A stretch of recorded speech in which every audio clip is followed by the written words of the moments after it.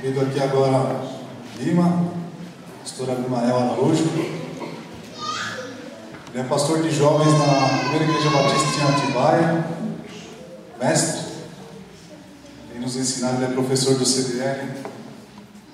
Eu, pastor Ayrton, nós estudamos lá, e ele é um dos professores. E eu sou muito grato por tê-lo aqui conosco. Obrigado por ter aceito o nosso convite. Que Deus continue usando a sua vida e use mais essa noite. Que a palavra edifique o coração de todos nós. Vamos orar pelo Abimael. Senhor, nosso Deus, nosso Pai, em nome de Jesus, nós te louvamos, ó Deus. Obrigado porque até aqui o Senhor tem nos ajudado, Senhor. Pedimos que a tua bênção continue sobre cada um de nós, e em especial pela vida do Abimael, Senhor. Que as tuas mãos estejam sobre o teu filho, que o Senhor o abençoe, como tem abençoado até o dia de hoje. E que ele seja um instrumento do Senhor nessa noite, Senhor, para transmitir a tua palavra ao coração de cada um de nós que aqui estamos. Que a tua palavra, Senhor, ache descanso no coração de cada um de nós, e que ela gere frutos também, Senhor. Pedimos ao auxílio do teu Santo Espírito, que assim nos ajude, e que todos nós que aqui estamos, a nossa mente e nosso coração possam estar totalmente voltados, concentrados para ouvir a tua palavra, Senhor. E que ela gere em nós mudança, transformação. É assim que nós oramos, a Deus, em nome de Jesus. Amém. Deus abençoe. Pastor Marcelo, muito obrigado. Só vamos um tempinho aqui para eu me posicionar.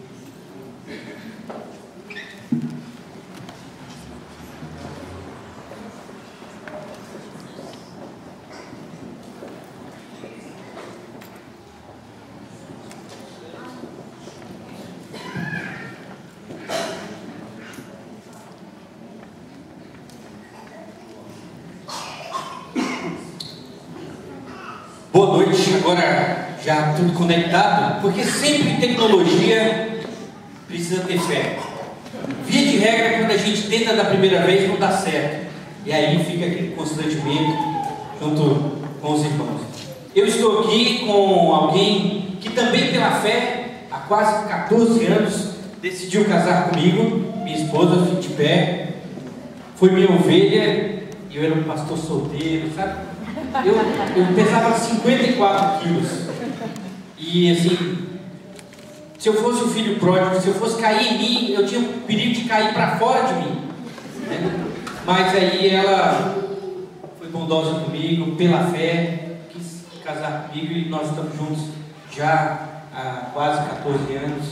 E por isso eu estou nessa forma assim, com minha cinturinha de quibe, né? Esse formato que é um alvo de todo solteiro, né? Está lá solteiro, Senhor, manda aquela preciosa. E aí a gente chega nesse formato. E para mim é um grande prazer estar aqui com os irmãos. Me senti muito honrado em receber esse convite, principalmente num momento de temas tão profundos. E gostaria que realmente Deus me usasse para edificar os irmãos através da palavra dele. E com o tema pela fé. Eu e Jafar, minha esposa, nós, quando chegamos aqui na Anchieta, a primeira vez que eu vim para São Bernardo do Campo, nunca tinha vindo para cá. Então até saí cedo, saí 3h30 de casa. Tem um trânsito muito grande. Quem pega a Fernão Dias chegando de Atibaia sabe que 4 horas é bem complicado. E se tem um acidente, é mais complicado ainda. Então, como eu sou quase mineiro, sou um pouquinho mais lá para cima, eu sou baiano, então eu não gosto de perder o trem, né? Então, cheguei aqui a tempo também para falar com os irmãos. E chegando na Anchieta, e tinha lá a placa, última saída para São Bernardo. Mas o GPS estava dizendo, não, continua. E agora? placa o GPS, placa o GPS, placa o GPS. Bom, por fé do GPS, né? E aí então, realmente tinha uma saída bem mais para frente, cerca de, se não me engano, 10 quilômetros depois daquela última placa de São Bernardo, e chegamos aqui. Quando duvidando do GPS, eu fiquei dando umas voltinhas por aqui por perto, né? Fui lá, conheci mais um pouco da região para frente, aí voltei na mesma rua ali, e aí caí aqui. Mas graças a Deus, chegamos. Ok, o tema, somente pela fé, sola fide. E eu gostaria de, hoje à noite, da gente pensar nesse tema em 3 dimensões. Primeiro, uma dimensão histórica. Não quero cansar os irmãos com história, mas é muito importante a gente avaliar a história. Depois, uma dimensão teológica, nós precisamos ver o que foi dito em relação à fé, porque esse dito foi tão importante para a história da Reforma. E por fim, porque os irmãos vieram aqui não para ouvir história, nem o que as pessoas falaram no passado, mas a perspectiva bíblica. Nós vamos ver um pouco de Hebreus 11 e umas dicas para a nossa vida. Dimensão histórica. A Reforma Protestante lá de 1517, ela tem sua raiz de conceito, principalmente nesse tema.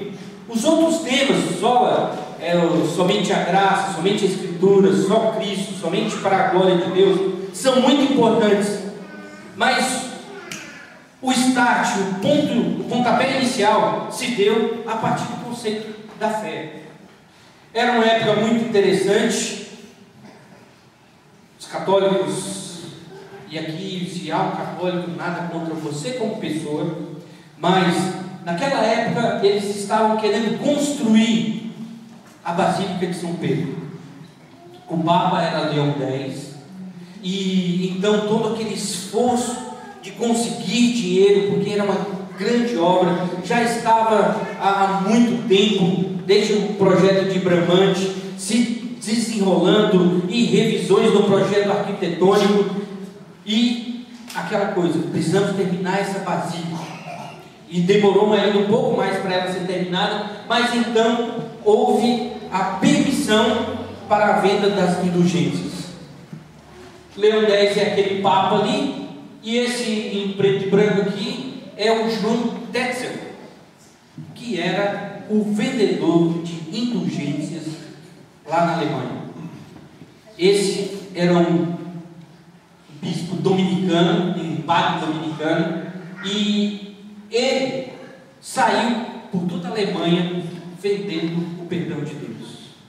E ali então tinha lá naquela época, tem uma xilografia aqui retratando isso, os vendedores de indulgência, e ficava aquela fila de gente. Não era uma coisa assim que as pessoas não procuravam bastante, porque elas queriam ter o perdão de Deus. Havia uma consciência muito forte, bem aguçada, de uma religiosidade baseada na culpa.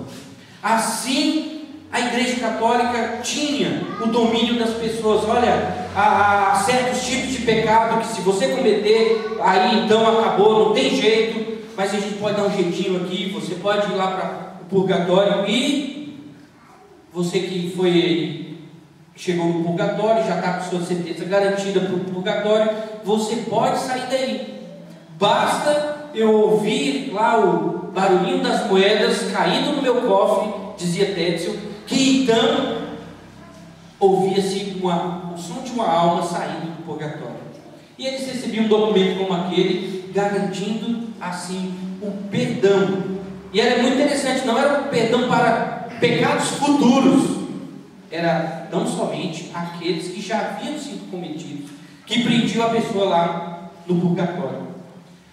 Aí então o que aconteceu? Lutero se revolta contra isso. Ele vê aquele mercantilismo da fé, aquela situação que, infelizmente, meus queridos, hoje nós, igreja evangélica, estamos muito nos assemelhando com aquela época. principalmente pelo que é dito como teologia da prosperidade, onde as pessoas também compram bênçãos, graças e, se brincar, até pode conseguir aí algum perdão de Deus. Ou seja, esse mercantilismo da fé a gente vê hoje. E quando nós retornamos a esses conceitos aqui, e como o conceito de hoje, de somente pela fé, nós damos liberdade para todas as pessoas para crerem e saber: ninguém pode manipular a minha fé, porque o meu relacionamento com Deus é garantido pela fé e somente pela fé. Então, Lutero, que já havia estudado, principalmente pela influência, ele era um monge agostiniano, a influência de Agostinho, um pai da igreja lá do século IV, e quando Agostinho já falava de vários conceitos que depois, através da história da igreja, foram se deturpando, ele, como professor de teologia lá em Wittenberg, ele estudando o livro de Romanos, do qual ele era professor, e o livro de Gálatas, então ele cria coragem e coloca lá na porta da igreja de Wittenberg, que é uma igreja católica, 95 teses, onde boa parte ele alisa a sua divergência quanto às indulgências, e declarando que através da palavra de Deus, de Romanos e Gálatas, o único meio de se chegar até Deus é pela fé. Então esse é o contexto histórico. Em 1517 ele faz isso, dia 31 de outubro de 1517, e marca o início da reforma. Infelizmente hoje, dia 31 de outubro do século 21, no Brasil, nós lembramos de Halloween. Ou seja, aquele vigor da fé vai diminuindo, e aí então outros elementos vão entrando na nossa cultura, e talvez até por nossa negligência nós esquecemos de celebrar uma data muito importante para celebrarmos coisas que não tem nada a ver com a nossa cultura. Pensando ainda na dimensão teológica, a grande pergunta que se fazia naquela época era a seguinte: como eu posso me encontrar com um Deus gracioso? Em outras palavras, como eu posso acessar até Deus? Como eu posso ter acesso a Ele? Como eu posso chegar à sua presença sem entender que Ele é um Deus punitivo, um Deus que está sempre irado contra mim, e os seus intermediários estão simplesmente querendo me tosquear como ovelha e não me apacentar? Essa é a grande questão para aquelas pessoas naquela época da Idade Média. A igreja está numa situação de grandes trevas. O ensino é corrompido. A vida dos líderes da igreja realmente é de uma imoralidade tão grande. O povo não sabia latim, e então eles xingavam o povo em latim, porque ninguém sabia, e eles achavam que havia uma devoção, e tão somente havia uma ridicularização da religiosidade.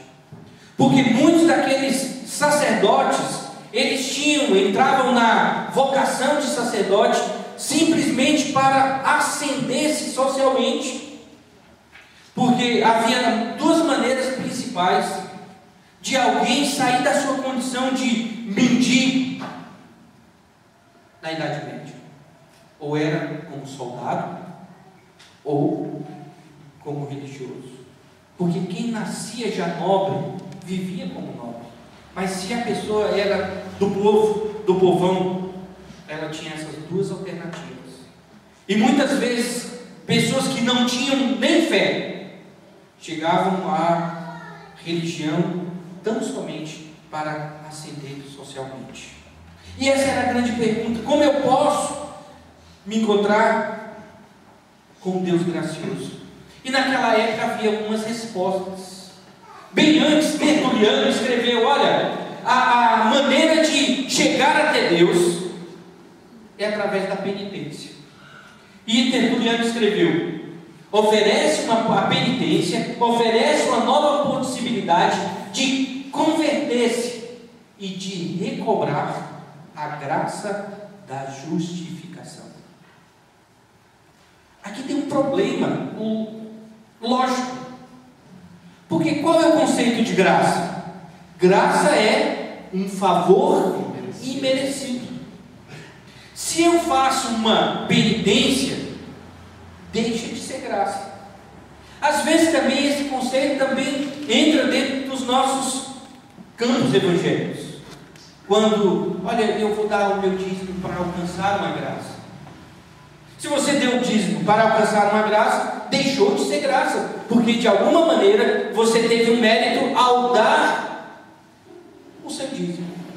Ou seja, graça não tem mérito algum, é favor de Deus. Ele olha para a gente e fala assim: olha, não merece, mas eu vou dar.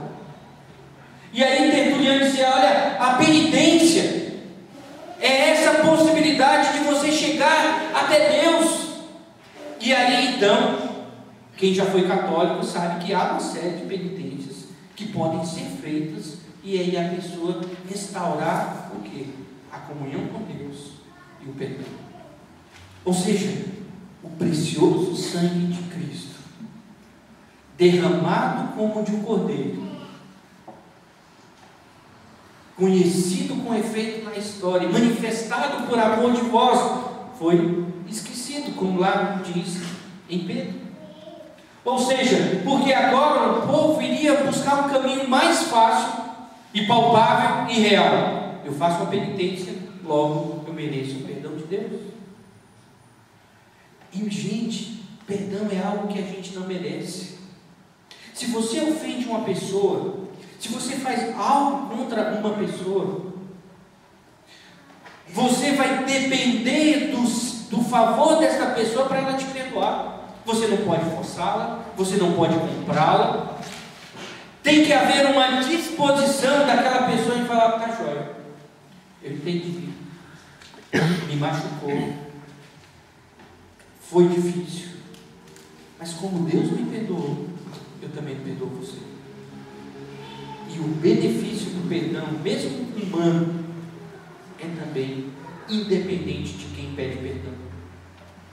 Então, o perdão que Deus nos dá não é por causa da nossa confissão e do nosso pedido. Nós devemos fazer isso porque a palavra de Deus diz que nós devemos confessar a Ele. Mas Ele poderia dizer: legal, verdade, você pecou, você olhou para aquela moça naquela hora, perdão, está perdoado, né? Ou Deus podia falar assim: não, joia, eu entendi que você fez isso, você está concordando comigo que é errado, mas eu não vou te perdoar.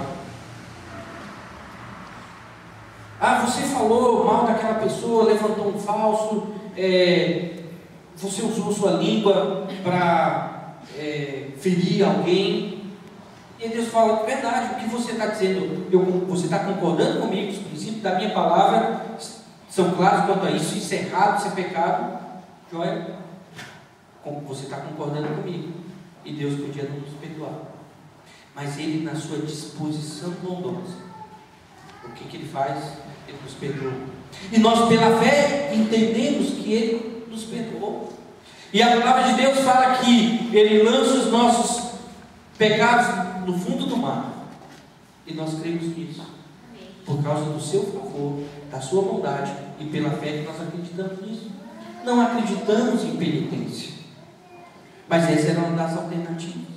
Outra alternativa era o que um teólogo chamado Gabriel Biel, eu não errei repetindo a palavra, o nome dele era esse mesmo. Ele diz assim: da graça habitual. E ele disse: a graça habitual oferece uma nova possibilidade de se converter e de recobrar a graça da justificação. E o que ele queria dizer com isso? O que é essa graça habitual? foi a base para as obras. Então, o Gabriel, ele, lançando essa ideia, ele chega e diz: olha, você tendo um bom comportamento cada dia, você fazendo atos bondosos, ajudando pessoas, você pode chegar a ter acesso diante de Deus. E aí então foi a base para que naquele conceito o acesso diante de Deus fosse pelas obras. Também dentro desse conceito de graça habitual, depois a Igreja Católica desenvolveu o princípio de uma chamada graça infusa, que é meio confuso, né? Mas o que é isso? Por que tem que batizar a criança? Porque senão ela fica pagã. E se ela é pagã, ela não recebeu pelo batismo, porque Tertuliano também ensinava que havia uma regeneração batismal, ou seja, o batismo era um veículo de salvação. Então, quando a criança é batizada, é operada na vida daquela criança essa justificação infusa. E aí, como é que ela pode ser justificada diante de Deus? Através de boas obras, através de caridade, através dos sacramentos. E era assim naquela época. E essa teologia já estava estabelecida. Então, o impacto de Lutero, ao falar que é tão somente pela fé, ele estava lutando com séculos de tradição. A grande coragem de Lutero foi se levantar contra essa tradição estabelecida. E aí então ele diz teologicamente que nós somos justificados por meio da fé. Ou seja, naquele momento em que nós nos rendemos a Cristo, Ele, juridicamente como juiz, Ele fala: olha, você vai receber aqui um documento, não de absolvição, que é diferente. Aquela pessoa que é absolvida, ela pode ser uma criminosa, mas aí no mais e menos lá do júri, ela recebe uma absolvição. A justificação é diferente. A justificação é quando Deus, o juiz, olha para a gente e fala assim: não, realmente você é comprovadamente um criminoso, mas eu estou te dando um documento que para mim você é justo. É uma declaração jurídica. E gente, isso é fantástico para a nossa vida cristã, porque é por meio da fé, e tão somente por ela, que nós nos tornamos justos diante de Deus, ainda que continuemos a sermos pecadores até a vinda de Cristo. Filipenses 6 diz que aquele que começou boa obra em nós há de completá-la até o dia de Cristo. Ou seja, eu não sou perfeito e Deus está trabalhando na minha vida, mas quando Ele olha para mim, Ele diz: Bima, você é justo. Agora eu tenho que te contar um segredo. Não é por sua causa, é por causa do meu filho. Porque quando eu vejo você, eu não vejo você, eu vejo o meu filho. Ele foi justo, ele cumpriu a lei, ele fez o ato de justiça que me satisfez. Então somente o que eu quero de você é que você creia nisso. Então, meus queridos, aí se desenvolveu a teologia de que, teologicamente, justificação significa ser declarado justo, mais do que uma condição de neutro, como aquela condição de Adão. É a justiça positiva de Cristo e jurídica de Cristo é imputada, é colocada sobre nós a nosso benefício, mesmo como o nosso pecado foi imputado a Cristo, ou seja, naquele dia na cruz, o pecado dele o meu pecado foi imputado a ele. Ele era santo, sempre santo, não podia pecar, mas o meu pecado foi imputado a ele, para que eu pudesse receber a sua justiça e ser justo. Foi isso que Lutero lutou e declarou: gente, não consegue-se acesso a Deus por nenhum outro meio, a não ser pela fé. E sabe, uma das coisas das teologias que se desenvolveu exatamente por esse conceito de somente pela fé, que nós temos acesso a Deus, é que nós nos tornamos todos sacerdotes. Por quê? O padre, ele é um sacerdote, ele é um intermediário. O Papa é um pontífex, ou seja, ele é uma ponte. Deus está de um lado, a humanidade de outro, e o sacerdote se põe no meio. E aí então os reformadores defenderam: não há ninguém que possa ser intermediário entre nós e nosso Deus, a não ser Cristo. E eu só posso chegar até Ele pela fé nesse que é o nosso intermediário, Jesus Cristo. Amém. Então, essa é outra área muito importante. Não existe o clero e o laicato, os leigos. Toda igreja, todo salvo por Cristo é um ministro. Ou seja, não há espaço, meus queridos, para que nós sejamos tão somente esquenta-bancos, ou que o pastor Marcelo, o pastor Ayrton, algumas pessoas que podem fazer e trabalhar pelo Senhor. Não, já que nós temos acesso pela fé, nós também somos ministros de Cristo. Isso também é fantástico. E em terceiro lugar, a dimensão bíblica. Ou seja, a ideia de que, como nós lemos lá, tanto em Romanos capítulo 5, versículo 1, justificados por meio da fé, temos paz com Deus. Ou seja, nós que éramos inimigos, por meio da fé, nós fomos justificados. Isso é tão impactante dessa dimensão bíblica, que Lutero, quando já preso, perseguido pela Igreja Católica, ele tinha uma série de dramas de consciência, por causa dos seus pecados anteriores a aceitar Cristo.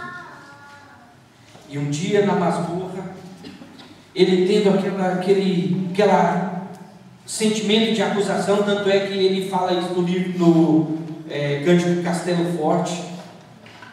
Então, com aquela angústia toda, ele deitado naquela masmorra, ele pega e desesperado joga. Naquela época eles bebiam vinho, pela cultura. Jogou a garrafa de vinho na parede. E quando ele viu aquele líquido vermelho descer, ele lembrou, Romanos capítulo 8, versículo 1, que diz que não há nenhuma condenação para aqueles que estão em Cristo Jesus.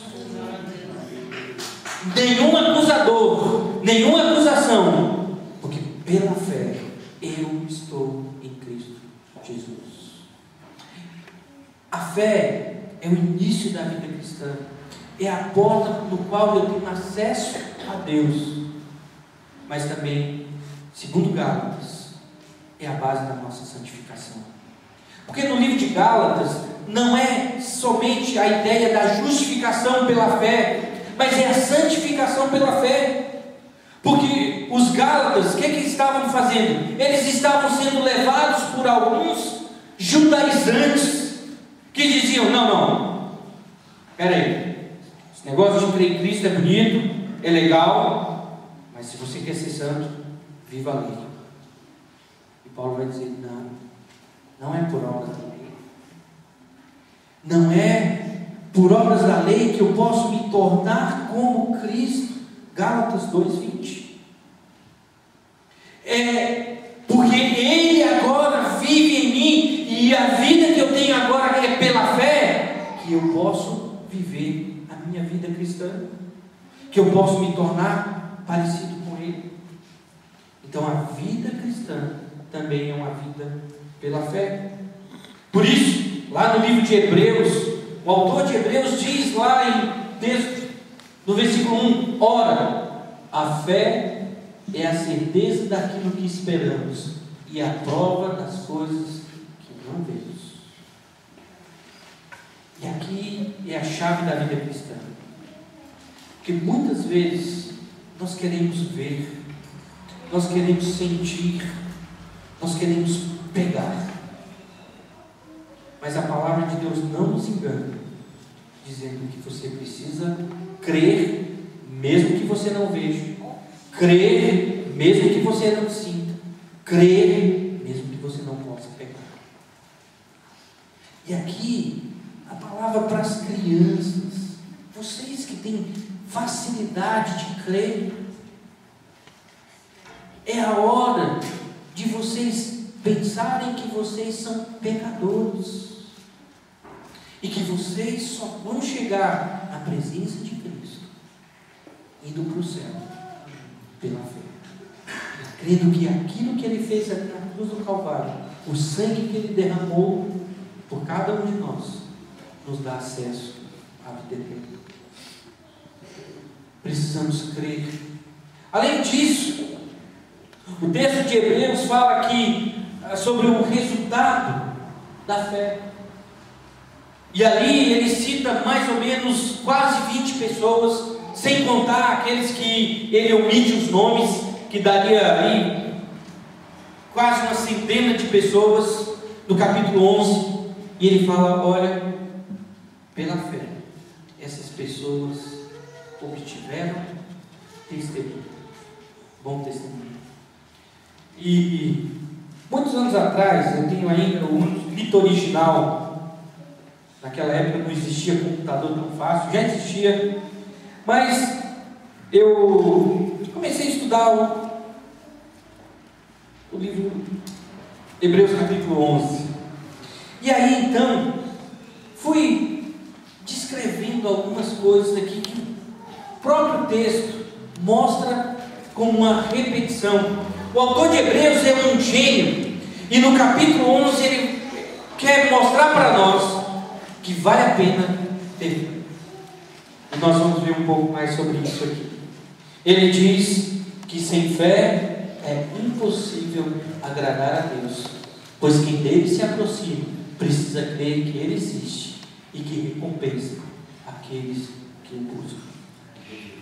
Hoje nós temos dentro do campo teológico chamado apologética, que são aquelas pessoas que Deus colocou no coração a chama para defender a fé. Homens como William Lane Craig, um americano, ou como o nosso Adalto Lourenço, que fala sobre criacionismo. Então eles nos dão recursos lógicos, argumentos racionais para crermos. Mas, meus queridos, sempre nós precisamos do passo de fé. Eu estava conversando com uma jovem que ela namora um camarada muito joia, um rapaz filho de missionário, que quer ser pastor. E sabe aquele camarada assim que eu deixaria ele casar com minha filha? Eu tenho 2 filhos, um menino e uma menina. Eu sou muito ciumento da menina, né? Deixaria ele casar com minha filha. E aí então a gente conversando, agora ele diz para ela, olha, eu quero ser pastor. Ele fez engenharia aeronáutica na Universidade Federal de São Carlos. Então imagina a inteligência do camarada. E ela fez medicina na Unicamp. Depois de estudar 7 anos, tem um coração missionário, havia pensado em projetos assim, eu como pediatra, eu quero servir a Deus, eu quero usar a pediatria para projetos missionários, mas eu nunca tinha pensado em ser esposa de pastor.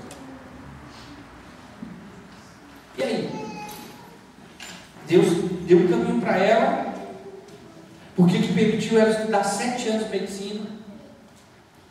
E aí eu falei para ela: olha, minha querida, por mais que você converse com pessoas, e eu acho que eu era aí, talvez 5ª ou 6ª pessoa que ela estava conversando, nós vamos dar as possibilidades, mas uma hora você vai ter que decidir, e você vai ter que colocar diante de Deus, falar: Senhor, eu entendo pela fé que o melhor caminho é esse, não posso decidir por você.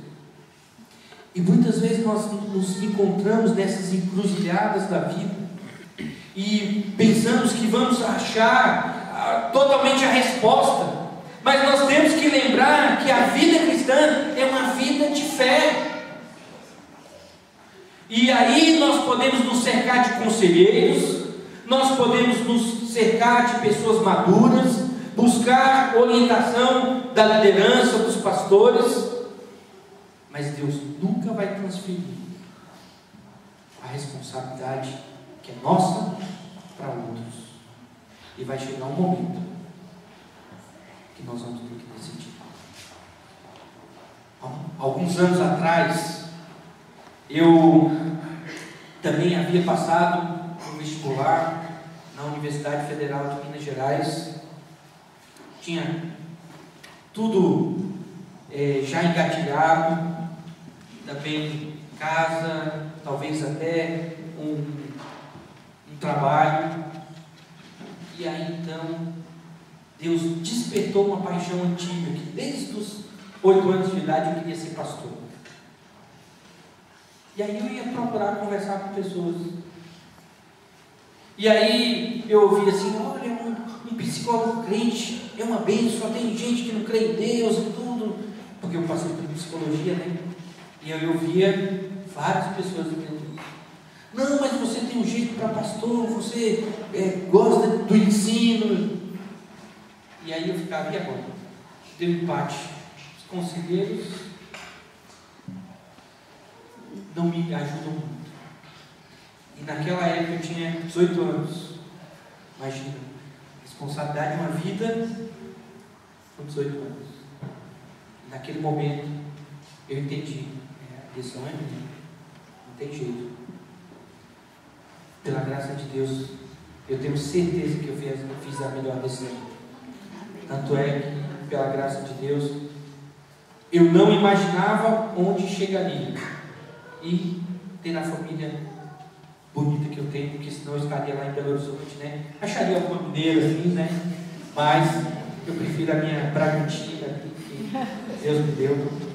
Mas não tem jeito. A orientação é: sem fé é impossível agradar a Deus. Não é por vistas. A vida cristã é uma vida de exercício de fé. Talvez até a nossa incredulidade, em momentos, como foi dito aqui pela nossa irmã do louvor, é também um cutucão de Deus dizendo: olha, você precisa crer. Não tem jeito. Você precisa crer. Porque sem fé é impossível agradar a Deus. Na vida cristã, quando nós queremos agradar a Deus, Ele pede de nós: tá bom, abre mão, luta para ser santo, me coloca em primeiro lugar, me sirva. Mas Senhor, e vem as desculpas, né? Deus vai falar para a gente: meu amigo, minha querida, sem fé é impossível agradar a Deus. E aí então, a fé até de crer naquilo que é impossível de crer. Agora mesmo acham que descobriram a partícula de Deus. E aí muitas vezes a gente se embaraça, querendo provas, querendo argumentos. Deus fala: olha, não tem jeito. Você pode ler o livro de criacionista que for, vão questionar você, vai ter um argumento científico novo. E Deus fala: não te engano, porque pela fé entendemos que o universo foi formado pela palavra de Deus, de modo que aquilo que se vê não foi feito porque é visível. Ou seja, nós vivemos numa sociedade que é muito racional, mas Deus diz para a gente: olha, não é pela razão, precisamos crer. E aí então, lá no livro de Hebreus capítulo 11, ele vai falar: olha, porque pela fé obtiveram testemunho. Abel de ser justo, Enoque de ter agradado a Deus, Noé de temente a Deus, Abraão de obediente, Abraão e Sara morrendo na fé, Abraão de acolher alegremente a promessa. E ainda fala lá no final que aqueles obtiveram bom testemunho, e o testemunho foi homens dos quais o mundo não era digno. Então, quando nós cremos, nós vamos pagar um preço, e Deus vai dizer: olha, eu tenho algo a falar a seu respeito, e somente pela fé Ele vai dizer isso a nosso respeito.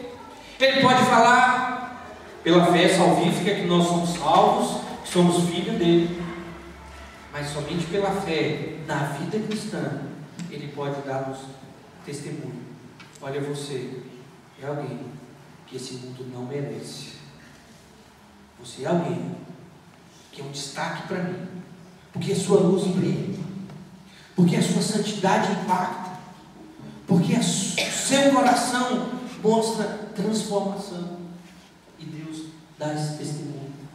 Também várias vezes vai falar que eles obtiveram galardão, e meus queridos, são tantas informações.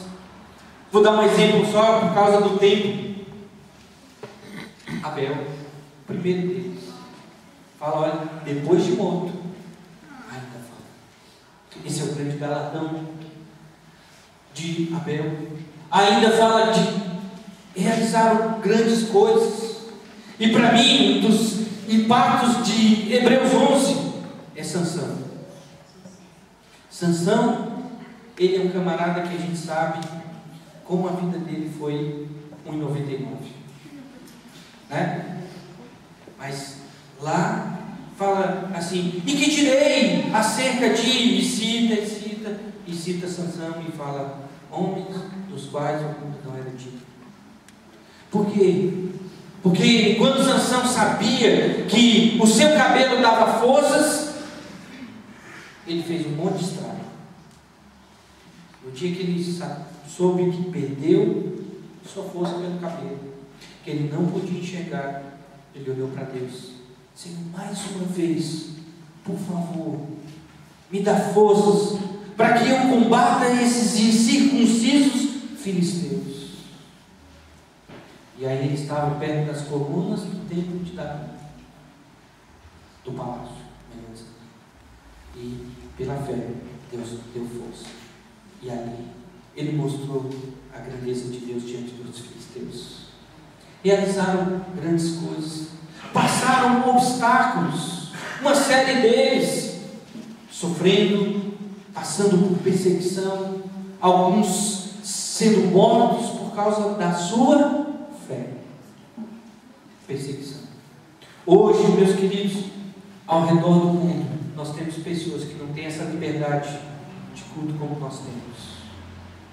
E sabe por quê? Eles cantam batendo palmas assim, para que ninguém escute. Eles cantam assim e adoram a Deus por causa da sua fé. Por isso, eu quero encerrar lembrando vocês o seguinte: temos base na história, temos base na teologia, mas a Bíblia continua dizendo, quase 500 anos depois da reforma, que eu e você precisamos nos reformar a cada dia, crendo, tendo fé, não abrindo mão de crer naquilo que nós não podemos ver, não podemos sentir e não podemos apalpar. Porque a vida cristã, ela é vivida somente pela fé.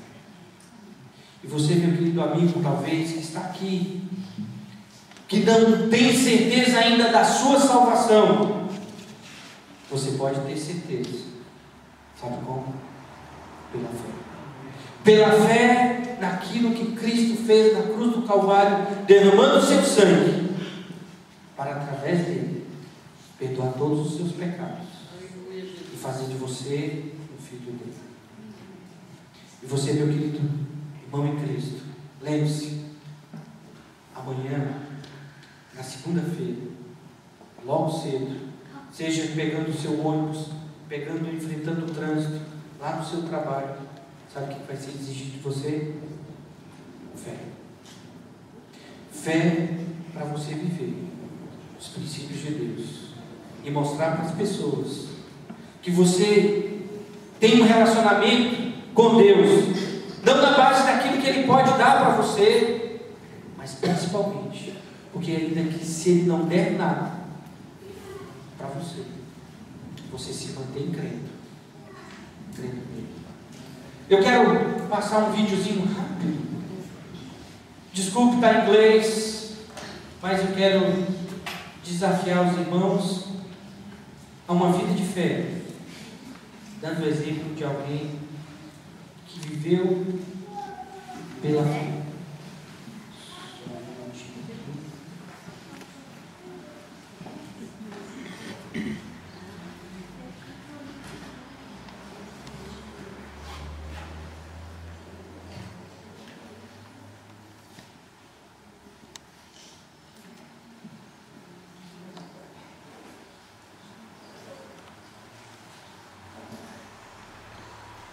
Pode me dar o som?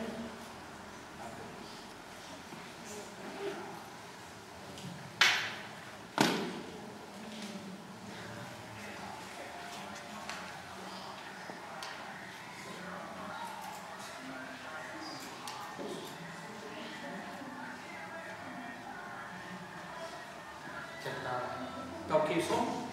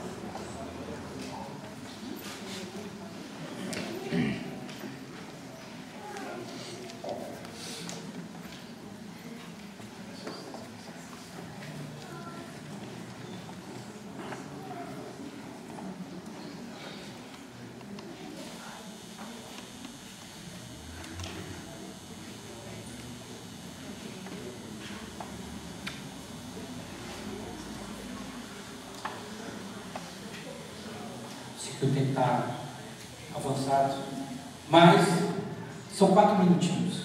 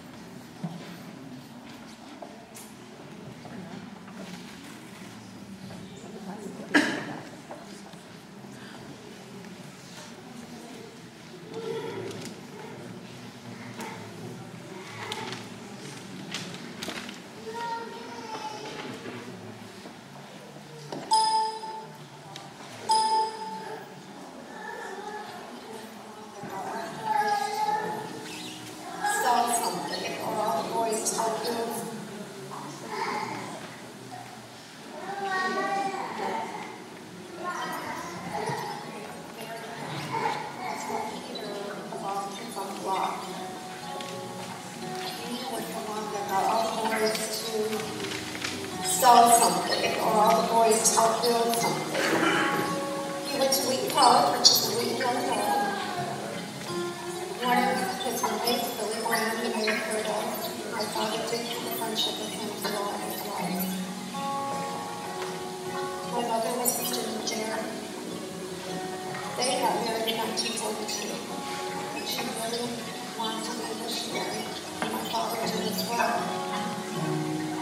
We decided that we wanted to do something really special in life. We wanted to be a missionary businessman in North Africa. In 1944, in October, the first son was born. But after birth, Henry had Down syndrome.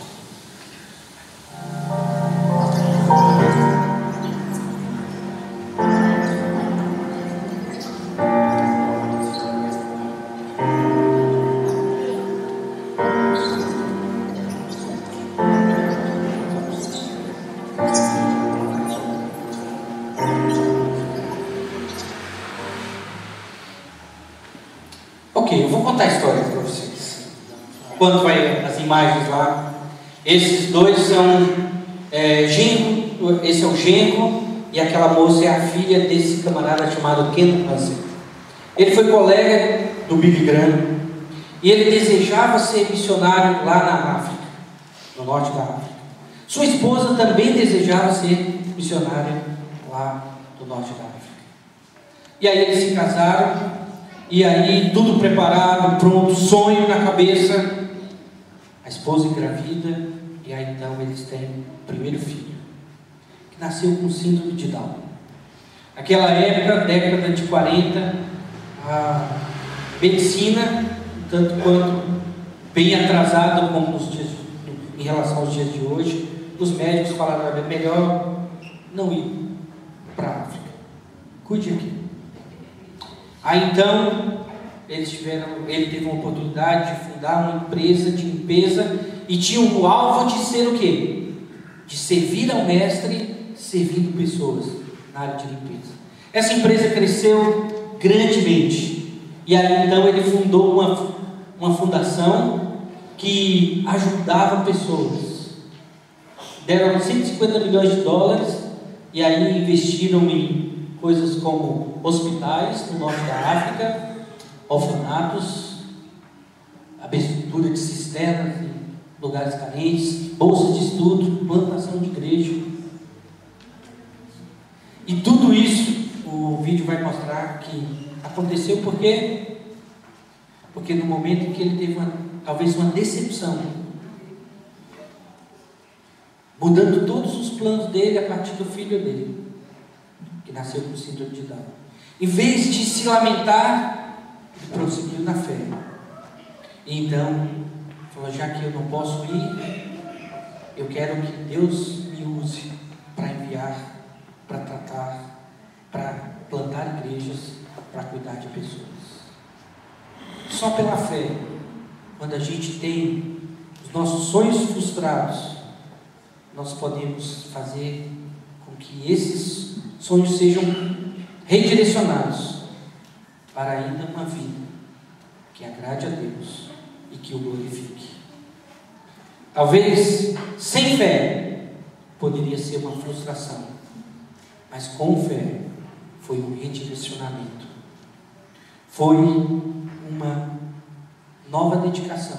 Senhor, eu não vou para a África, mas eu quero continuar fazendo o que eu posso para te glorificar. Muito obrigado, que Deus abençoe. Vamos orar e aí eu vou passar a palavra para o pastor Marcelo. Querido Deus, ajuda-nos na nossa incredulidade. Pai querido, que possamos viver uma vida de fé, uma vida que te agrada, porque sem fé é impossível te agradar.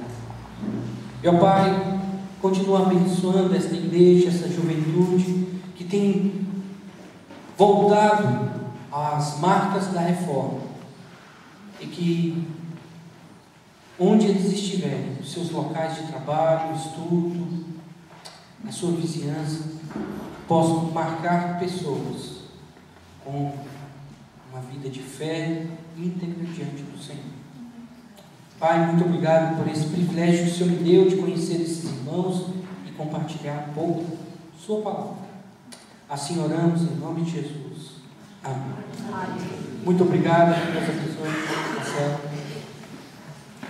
Nós é que agradecemos, Deus o abençoe, continue abençoando a sua vida, a família e o ministério.